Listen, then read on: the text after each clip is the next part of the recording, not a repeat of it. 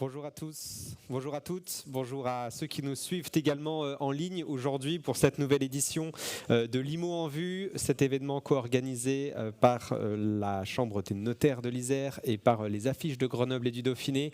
Un temps en deux parties avec une première partie d'observatoire des notaires, l'observatoire des prix secteur par secteur, et une deuxième partie de table ronde d'analyse et de conjoncture du secteur immobilier.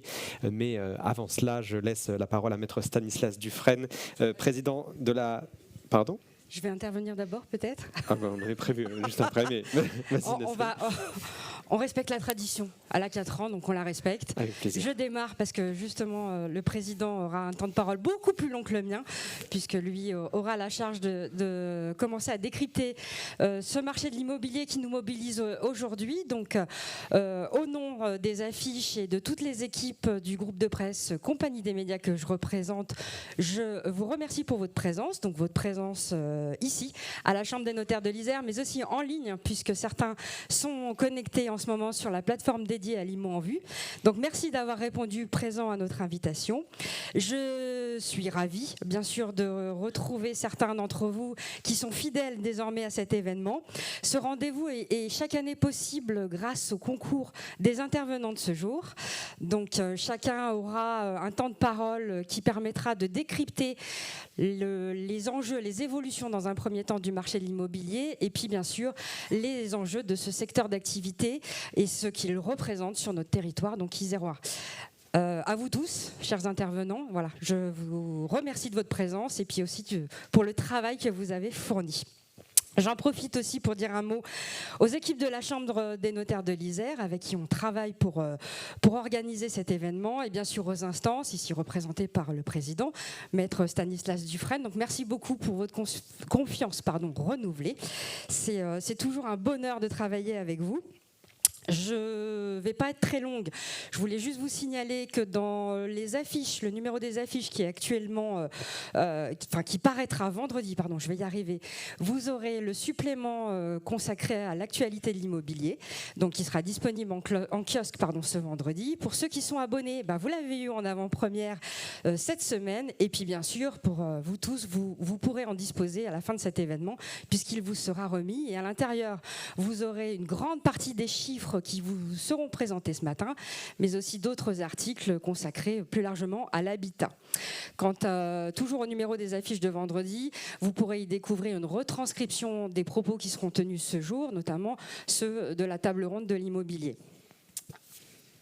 Un petit mot qui est lié un peu à la conjoncture actuelle, puisque vous le savez, aujourd'hui, le logement est en pleine crise. Et c'est l'occasion pour nous, ce propos sera abordé lors de la table ronde avec les différents intervenants, mais c'est surtout l'occasion pour nous de vous rappeler notre soutien dans ces moments difficiles. Nous sommes à vos côtés, vous tous, professionnels. Nous sommes là, et notamment nos titres, pour mettre en avant, pour mettre en lumière les actions, les initiatives et puis vos mobilisations dans ce contexte difficile, puisqu'on le sait, c'est vous tous ensemble qui portez en ce moment à bout de bras le développement économique de notre territoire. Vous faites preuve de beaucoup de courage, d'adaptabilité, de solidarité. Et c'est pour ça que j'aimerais terminer mon propos par une citation qui fera sans doute écho à l'Assemblée générale de la Fédération du BTP qui se tiendra ce soir. C'est une citation de Baden-Powell. « L'optimisme est une forme de courage qui donne confiance aux autres et qui mène au succès. » Et il se trouve que nous avons confiance en vous. Merci.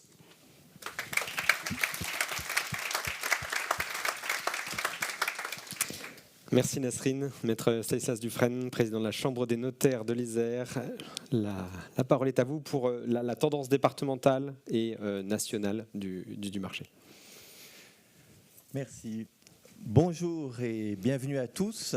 Je suis ravi de vous accueillir aussi nombreux dans les locaux du Conseil régional des notaires. Alors c'est la 4e édition de l'IMO en vue, cet événement dédié à l'immobilier, en partenariat avec les affiches de Grenoble, que je remercie. Je remercie tout particulièrement Nasrine Kaya et Victor Gilbert.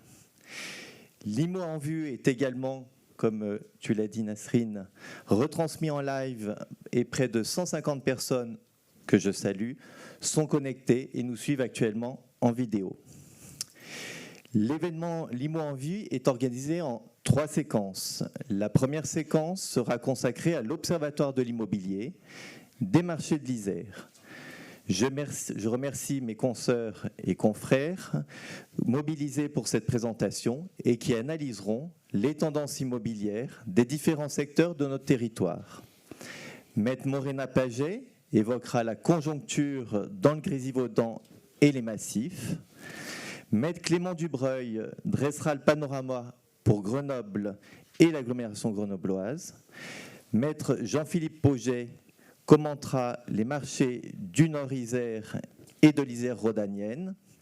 Et enfin, Maître Nicolas Julliard présentera les données pour le Voironnais, Saint-Marcellin et la Bièvre. À l'issue, nous vous présenterons, comme de coutume, la nouvelle proposition des notaires. Dans un deuxième temps, nous avons l'honneur d'accueillir Madame Valérie Denu, présidente du tribunal de commerce de Grenoble, qui pourra nous dresser un panorama de la conjoncture économique en Isère. Puis nous ouvrirons la 3e séquence avec la table ronde du marché immobilier. Ce moment d'échange permettra de recueillir les analyses des acteurs du marché immobilier autour d'une table ronde animée par Victor Guilbert, journaliste des Affiches de Grenoble, en présence des représentants des marchés de la location, de la promotion immobilière, de la construction, des bailleurs sociaux, du foncier, du financement, ainsi que des élus.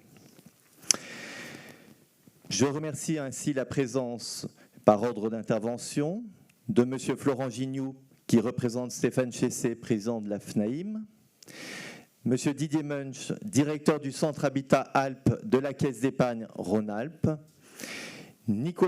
Nicolas Pigeon, directeur du Centre d'affaires immobilier du Crédit Agricole Sud-Rhône-Alpes, M. Jean Vérillac, directeur de la promotion immobilière de la Banque Populaire Aura, M. Vincent Davy, président de la FPI Alpes, M. Bertrand Converso, président de la FBTP Isère, M. Didier Rambaud, sénateur de l'Isère, Madame Patricia Dudonné, présidente d'Apsis, M. Philippe Lorimier, maire de Crolles, et M. Jean Papadopoulos, président de la CAPI. Ensemble, nous évoquerons les problématiques actuelles liées au blocage du marché immobilier et de l'accès au logement. Avant de laisser la parole à mes confrères pour aller au cœur de nos territoires, je vous livrerai quelques données départementales. Alors, pour rappel, l'année 2022 avait fait suite à une année 2021 exceptionnellement dynamique au plan de la demande, dans un contexte de période post-crise sanitaire. Toutefois, à l'automne 2022, la baisse du volume des transactions s'était amorcée au plan national et local. Cette décrue du volume de transactions s'est installée en 2023 et devrait globalement se poursuivre en 2024. En Isère, à la fin 2023, les volumes des ventes a donc chuté tout type de biens confondus.